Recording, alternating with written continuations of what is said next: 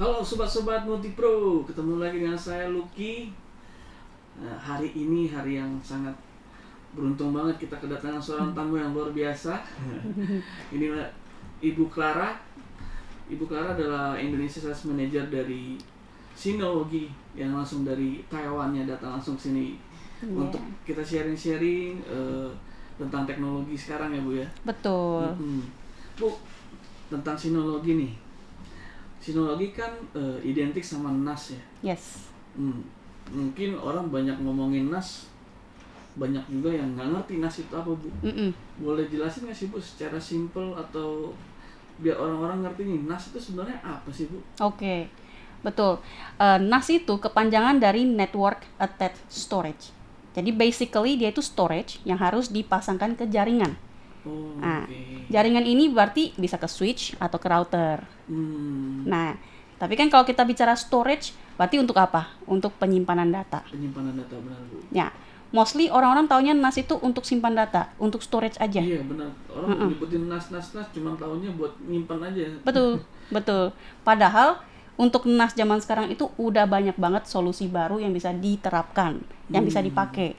Sebenarnya NAS itu nggak cuma buat nyimpan data Bu. Yes. Banyak fitur-fitur atau bahkan aplikasi-aplikasi yang bisa dimanfaatkan di NAS itu. Betul. Ada banyak banget, misalnya seperti ada file sharing atau misalnya diperlukan private cloud untuk kantoran. Nah, jadi kita nggak perlu pakai public cloud, tapi bisa pakai Synology NAS untuk membangun private cloud server. Jadi privasinya lebih terjaga. Tapi bisa pakai fitur kayak semacam cloud. Akses dari mana aja, dari apa aja, mau dari handphone bisa, laptop bisa, pakai web browser juga bisa. Iya. Nah, selain itu kan masih ada lagi nih. Masa cuma bisa file sharing doang? Enggak dong. Masih bisa backup. Backup apa? Backup bisa backup PC, bisa backup server, virtual machine, sampai backup handphone juga kalau mau bisa. Nah, itu backup. Ada apa lagi nggak? Ada banyak nih. Kalau bisa ngomong abis ini bisa sampai besok sebenarnya ya. Ya, jadi kalau misalnya kita sebutkan lebih intinya, kira-kira ada 6 solusi ini yang paling sering dipakai di Synology. NAS. NAS ya. Nah, walaupun NAS ya, walaupun dia hanya storage, tapi apakah dia cuma sekadar storage? Bukan. Karena dia bisa file management, kayak tadi saya bilang, bisa file sharing, bisa private cloud, bisa data proteksi untuk backup beragam macam platform, bisa juga untuk virtualisasi. Maksud virtualisasi, bisa untuk hosting VM kalau mau. Bisa backup. Bisa. Jadi di NAS itu walaupun dia udah ada OS-nya sendiri, namanya Disk Station Manager untuk Synology, tapi dia juga bisa di hosting VM lain. Misalnya Windows atau Ubuntu. Jadi dia running di atas OS-nya Synology. Oh gitu. Iya. Nah, itu virtualisasi. Dan ada lagi untuk productivity, misalnya mau dijadiin mail server. Oh, itu juga bisa. Bisa. Kalau mau buat jadi chat server juga bisa. Semuanya serba private, pribadi. Nah, ada lagi multimedia ya untuk penyimpanan ya. Video, foto, musik segala macam disimpan dalam satu central hub gitu. Satu Synology NAS. Dan yang terakhir masih bisa untuk surveillance and VR. Surveillance. Berarti bisa CCTV dong? Betul. Langsung pasang kamera, dia bisa langsung manage, dan kita bisa langsung manage kamera, recordingnya, segala macam di dalam satu Synology NAS. Oh gitu. Betul. Berfungsi sebagai DVR-nya gitu maksudnya? NVR-nya. NVR. Betul. Jadi NAS plus NVR dalam satu perangkat yang sama. Multifungsi kan? Solusi dong ya? Iya, all in one jadinya. Iya, benar-benar. Betul. Keren, baru tahu saya juga nih Bu, fungsinya banyak banget. Banyak. Mungkin teman-teman sobat-sobat Multipro nih, NAS tuh juga bukan cuma storage biasa, tapi bisa difungsikan banyak aplikasi seperti ini. Betul. Nah Bu, ngomongin data NAS, saya dengar berita nih, banyak banget berita-berita tentang ransomware Bu. Oh iya, betul. Banyak banget kan perusahaan-perusahaan gede yang menjadi targetnya gitu. Banyak, betul. Sebenarnya ransomware itu apa sih Bu? Virus kah atau apa sih ransomware? Oke. Jadi basically itu ransomware itu adalah malware sebenarnya ya. Malware yang kebanyakan umumnya itu berbentuk serangannya sebagai enkripsi. Nah, jadi semacam namanya ransom kan ya. Jadi dia butuh meminta tebusan. Tebusan dari apa? Dari data yang diculik gitu. Nah, culiknya bagaimana? Culiknya dengan cara dia enkripsi data yang ada di server. Jadi pada saat admin ataupun dari perusahaan mau akses datanya itu tidak bisa. Karena dia butuh masukin kode dulu atau password key-nya ya, enkripsi untuk mengakses data mereka sendiri. Jadi mereka harus bayar tebusan untuk mendapatkan kunci membuka data itu, membuka enkripsinya agar mereka bisa akses datanya. Jadi mostly ransomware itu serangnya kayak begitu. Ada ransomnya, tebusannya. Oh, ransomware itu bukan virus berarti, Bu? Dari Malware. hacker gitu ya? Betul, hacker dia serang, bisa jadi dia serangnya pakai email, jadi dia biasa kirim email yang bisa diklik segala macam untuk memasang malware di dalam komputernya. Kemudian dari komputer dia bisa menjalar masuk sampai ke server, atau mungkin dia langsung ngehack admin account dari server. Jadi dia masuk pakai login admin account, kemudian dia enkripsi segala macam data yang ada di server agar user sendiri tidak bisa mengakses data mereka.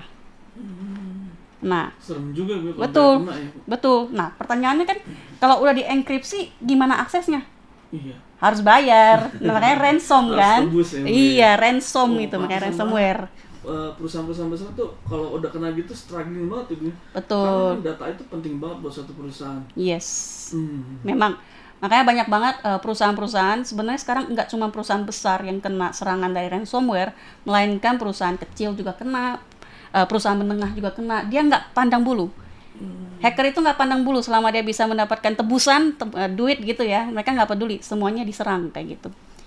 Nah, kalau udah kena serangan, mostly kalau untuk perusahaan kecil ataupun menengah, kehilangan data itu bisa benar-benar berakibat yang sangat fatal, bisa sampai mengakibatkan kebangkrutan. Wah, sampai bangkrut ya, Bu. Betul, karena kan data-data Bahaya perusahaan yang penting nih untuk kerjaan para karyawan di lock gitu, dienkripsi. Iya, sehingga perusahaannya nggak bisa running, Nggak bisa Bu. jalan, nggak bisa operasi. Nggak bisa Betul. operasional. Betul.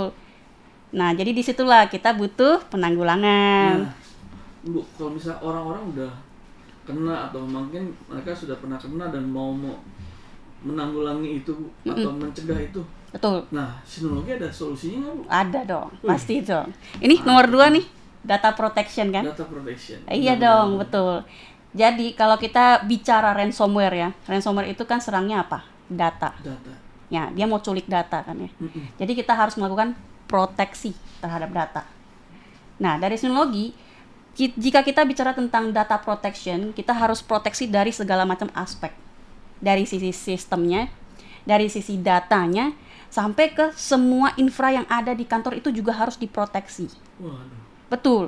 Karena kalau kita cuman melindungi aspek 1 dan 2, ternyata dia masuknya dari 3, percuma. Kena semuanya juga. Betul Bu. kan? Percuma. Jadi selain dari sistem, dari cara loginnya, dan juga dari edukasi ke staff-staff juga itu sangat penting ya, sangat penting.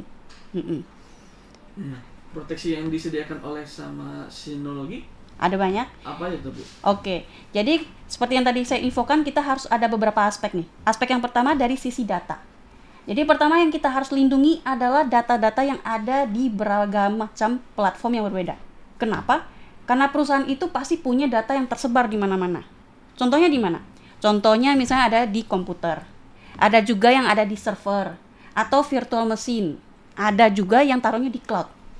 Jadi data itu ada di mana-mana. Dan semua ini harus di-backup, harus diproteksi. Nah, disinilah fungsi Sinologi NAS dengan aplikasi bawaannya namanya Active Backup Suite yang masih terdiri dari 3 aplikasi namanya Active Backup for Business.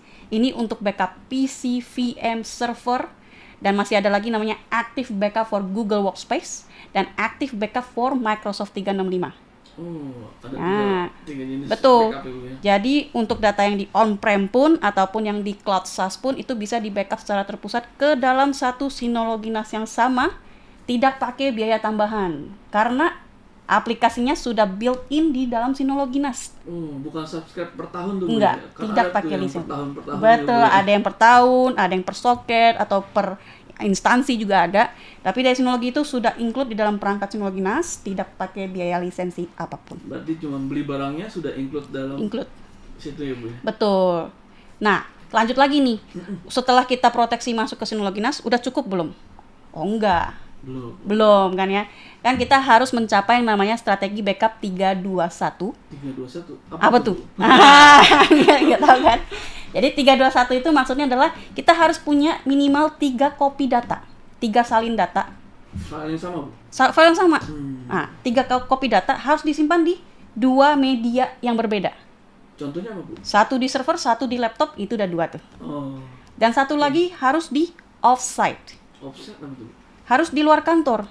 Beda tempat gitu. Oh, jangan di kantor gitu. Betul. Kenapa? Karena kita harus mencegah juga misalnya ada disaster, ada bencana alam, Oke. kebakaran segala macam yang kehilangan data itu tidak bisa diprediksi ya. Jadi juga kita butuh memproteksi data yang dimana ada dari on-prem, kita harus lempar ke luar kantor juga. Oh, luar kantor maksudnya kayak cloud gitu, Bu? Boleh ke cloud atau ke kantor cabang, atau mungkin dari kantor cabang dikirim ke kantor pusat. Itu juga jadi bisa. Sama-sama saling data satu sama lain. Betul. Ada juga local data center yang menyediakan jasa, itu juga bisa dimanfaatkan. 321 baru dengar. Betul, 321. Rumusannya ya. Ya. Nah, sekarang karena kan semua lagi rame nih sekarang. Rame banget, Bu. Enggak cuma 321. Sekarang udah 32110. Waduh. Wah, udah lebih canggih kan ya. Apa tuh, Bu? Nah, tambahan belakangnya itu ada 1 dan ada 0. Maksudnya apa? 1 itu maksudnya itu harus immutable.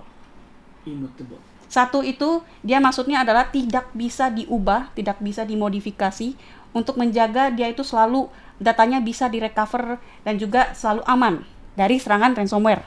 Oh. Jadi dia tidak bisa dienkripsi kayak gitu. Nah, di sini Synology juga ada. Juga ada fitur dan juga teknologi yang bisa dimanfaatkan untuk melawan hal seperti itu untuk mencapai immutability. Pakai apa? Pakai apa tuh? Pakai snapshot. Snapshot. Betul, kita ada namanya aplikasi Snapshot Replication yang dimana admin bisa mengambil snapshot immutable, kemudian mereplikasikan data ini ke offsite dan immutable juga. Jadi admin tidak bisa hapus, data tidak bisa dienkripsi, data tidak bisa dimodifikasi selama periode tertentu. Kan nggak mungkin dong kalau misalnya dia nggak bisa dirotasi selamanya, itu berarti storage bakal makin nambah terus kan ya. Bener. Jadi dia tetap butuh ada periode lock-nya. Misalnya selama 30 hari, selama 14 hari gitu. Jadi data yang kita backup itu aman terjaga immutable selama beberapa waktu tertentu. Dan tadi masih ada 0 kan ya? 0 itu zero maksudnya. Zero error. Jadi harus memastikan bahwa data yang bisa di backup juga bisa direstorasi. Kalau bisa backup nggak bisa restore? Sama aja, Bu. Sama aja kan? Sama aja kena ransomware. Iya kan? Makanya. Jadi sangat penting juga data itu harus bisa di-recover. Nah, di Synology selain kita bisa backup, kita juga ada tuh fiturnya virtualisasi kan ya. Jadi kita bisa mensimulasikan data yang kita backup ini, kita coba boot up di virtual machine Synology, dicoba lihat nih, bisa nyala atau enggak. Kalau bisa nyala berarti aman. Kalau nggak bisa nyala berarti gagal nih, crash. Kita harus bikin backup baru. Kayak gitu. Jadi kita juga bisa mensimulasikan menggunakan built-in fitur yang ada.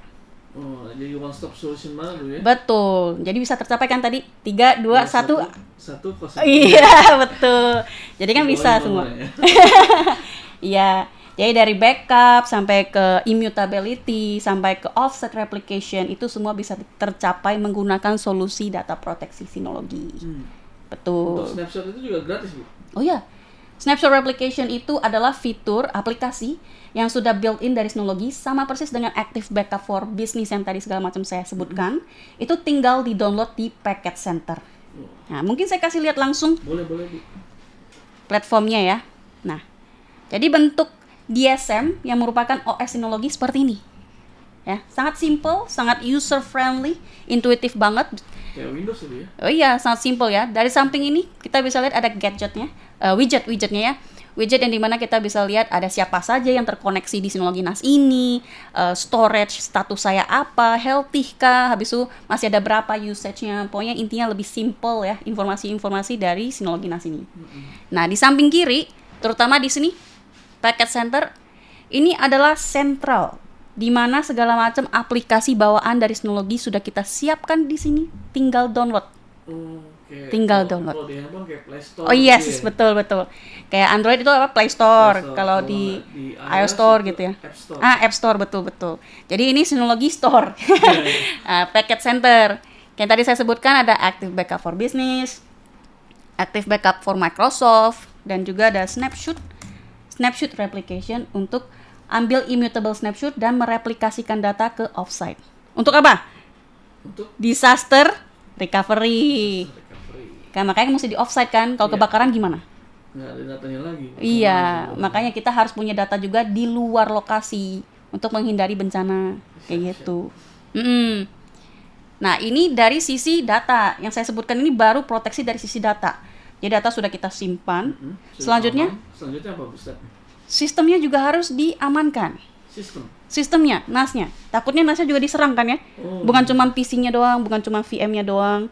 Karena hacker kan mencari berbagai cara ya Bu ya. Semuanya diserang kan ya. Kalau Synology NAS diserang gimana? Nah, jadi di sini kita juga ada siapkan beragam macam fitur security yang bisa dimanfaatkan. Kita bisa masuk ke control panel di sini, ada bagian security. Nah, simple banget, langsung kelihatan. Jadi ada beberapa fitur seperti firewall ya. Ini built-in, jadi kita bisa juga menggunakan opsi firewall dari Synology NAS ataupun tambahan dari networking equipment juga oke. Kita juga double ya? Gitu ya. Double protection. Betul. Nah, ada juga kita berikan opsi two-factor authentication. Ini buat apa? Ini untuk memverifikasi bahwa user yang login benar-benar user itu sendiri. Bukan hacker ya Bu? Betul. Karena kan sekarang banyak banget plugin dari Google Chrome segala macam itu bisa jadi itu adalah penyebab di mana hacker bisa ngambil password. Terutama kalau yang diambil password admin gimana? Yang save langsung dari itu ya kan serem juga ya. Kalau misalnya hacker bisa nyolong password admin, dia bisa masuk ke sistem Synology menggunakan permission admin. Dia bisa ganti semuanya, dia bisa hapus semuanya. Gawat dong. Gawat. Betul kan ya? Iya. Jadi kita harus punya proteksi terhadap login. Loginnya bisa menggunakan two-factor authentication. Jadi pada saat admin nih, dia mau login, masukin password, masukin username, dia harus verifikasi dulu lewat aplikasi handphone misalnya. Nggak harus aplikasi dari Synology Bu ya? Bisa juga. Bisa third party ya? Bisa juga. Jadi Synology sendiri juga ada aplikasinya namanya Secure Sign In. Atau misalnya kalau user sudah pakai Google Authenticator atau yang lainnya third party gitu juga bisa. Nanti akan dikirimkan kode OTP ke aplikasi yang sudah di pairing dan admin tinggal masukin kode OTP-nya untuk verifikasi bahwa mereka betul, bahwa benar dia yang masuk untuk approve login mereka. Nah, ini sangat-sangat penting, terutama apalagi admin account ya. Benar-benar. Karena nyawanya di admin account ya Bu ya? Betul. Kalau user itu kan biasanya dia ada permission tertentu. Iya. Dia hanya bisa mengakses folder tertentu. Dia tidak bisa masuk ke backend ini. Backend ini kan DSM. DSM ini untuk manajemen portal. Bukan semua user punya akses ke sini. Hanya khusus admin nih benar-benar. Betul. Jadi kan admin harus banget nih. Admin account ya terutama itu harus dilindungi dengan two-factor authentication. Kalau dari saya sebut ini mandatory, harus. Wajib. Iya, kudu, betul. Nah, ini two-factor authentication. Dan kalau misalnya, pusing nih banyak banget gitu ya, gak perlu khawatir karena kita siapin yang namanya Security Advisor. Nah, ini juga built-in application. Ini apa nih? Nah, jadi ini aplikasi bisa membantu men-scan di Synology NAS ini ada poin-poin mana nih yang masih bisa di-improve security-nya. Nah, kalau kita lihat kan di sini ada sisi malware nih. Masih ada sistem, account, network, dan update. Update juga penting. Harus. Kenapa? Kenapa tuh? Ya, kenapa? Karena kan dengan adanya update terbaru untuk firmware, sebenarnya kita juga ada patching yang lebih aman, yang bisa men-fix segala macam vulnerability yang ditemukan ya, keamanan yang takut jebol gitu ya.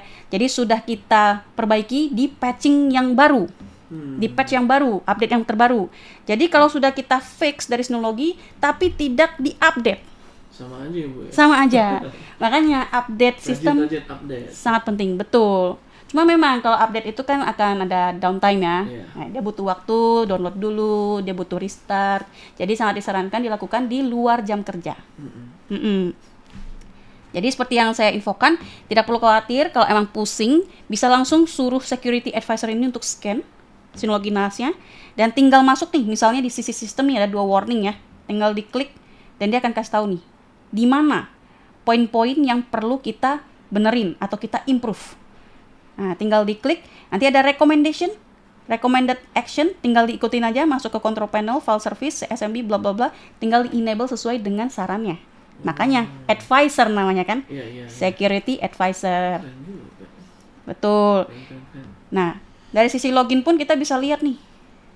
Ini NAS saya di Taiwan. Tapi kalau dilihat ini kok dari Hong Kong, dari Korea, United Arab, dari mana-mana kan ya. Bisa jadi hacker. Nah, kalau mereka mencoba masuk beberapa kali gitu ya, kita bisa setting di control panel tadi ya, di security. Kita bisa block mereka. Misalnya dia cuma boleh cobain 3 kali. Kalau lebih dari 3 kali dia akan keblok IP-nya. Jadi tidak bisa login lagi. Nggak bisa coba-coba terus. Nggak bisa. Jadi nggak bisa brute force attack namanya. Dia hanya bisa beberapa kali saja. Kalau dia beda IP, bisa lagi. Bisa lagi ya. Betul, kita bisa setting. Apa mau kasih sekali doang juga boleh. Sekali salah langsung block. Nah, itu juga bisa kayak bisa gitu. Ya? Yes, nah ini di sini ya. Ada enable auto block. Saya kasih dia kesempatan 3 kali attempts dalam waktu 5 menit. Kalau salah langsung block. Nah, block ini masih kita bisa kasih block berapa lama. Misalnya blok 30 hari, jadi hari ke-31 dia bisa coba lagi. Atau siapa tahu beruntung ya. Iya, siapa tahu dia rajin ya. Atau kita block forever. Betul. Jadi bisa juga nih kita lihat di sini, tinggal masuk ke sini ada allow list dan block listnya. Nanti semua block list nih, ada banyak kan. Nah, saya juga sering diserang nih. Dari beragam. Oh iya, ada Indonesia juga nih.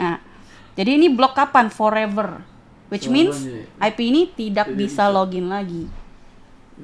Nah, jadi kalau misalnya nih ada staff yang tidak sengaja salah gitu ya, dia pas kebetulan trip gitu ke luar negeri mau masuk ke Synology lalu salah. Nah, itu gimana tuh, Bu? Kita bisa remove. Nah, kan bisa remove tuh ya, tinggal di remove aja. Betul. Tapi kalau saya nggak kenal orang ini, ya pasti nggak bakal saya remove. Oke. Yes. Jadi itu segala macam fitur security yang bisa dimanfaatkan. Yang pastinya proteksi ini harus dilakukan dari berbagai macam aspek. Tidak boleh cuma satu aspek atau 2 aspek. Jadi dari sistem juga harus diamankan, dari sisi login account juga harus diamankan, data apalagi yang harus diamankan. Jadi harus ada backup. Betul. Oke, Bu Clara, tadi kan sudah banyak menjelaskan banyak hal tentang Synology.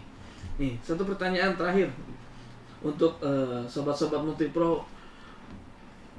Yakin nih, why Synology? Kenapa sobat-sobat Multipro harus beli Synology gitu? Oke, ini pertanyaan yang sangat bagus. Dan juga adalah kesimpulan dari konten yang saya sebutkan hari ini. Kenapa Synology? Pertama, solusi yang diberikan Synology itu all in one. Include apa? Tadi sudah saya sebutin. Files management, data protection, virtualization, productivity, surveillance, sampai ke multimedia. Sebenarnya masih ada lagi banyak, ada puluhan ya aplikasi built-in Synology yang ada, cuman nggak bisa saya cover di hari ini. Jadi saya hanya ngomong yang penting-pentingnya aja nih, apalagi terkait dengan ransomware gitu ya. Jadi ada banyak sekali solusi IT yang bisa diterapkan, yang bisa dimanfaatkan dari satu produk tunggal, satu produk itu secara terpusat. All in one jadinya. All in one. Jadi dengan ada all in one ini pastinya cost efektif. Ya kan? Nggak perlu subscribe lagi. Iya, nggak perlu subscribe, nggak perlu beli sistem A, sistem B, sistem C untuk mendapatkan 3 fungsi yang berbeda. Cukup satu perangkat dan semua solusi sudah ada. Di sana. Betul. Dan yang ketiga, aman. Dengan ransomware. Nah, dan Synology sangat-sangat penting. Kita sangat memprioritaskan keamanan data dan juga sistemnya user Synology ya. Makanya kita provide segala macam fitur security yang aman dari sisi sistem data sampai ke login user bla bla bla, banyak sekali. Dan itu adalah komitmen dari Synology. Nah, itu jawaban untuk kenapa harus pilih Synology. Nah, dengar-dengar kan sobat Multipro, kenapa harus beli Synology? Semua sudah dijelaskan oleh Bu Clara. Oke, tunggu apa lagi? Check out Synology di multipro.id. Terima kasih Bu Clara waktunya. Thank you. Bye-bye.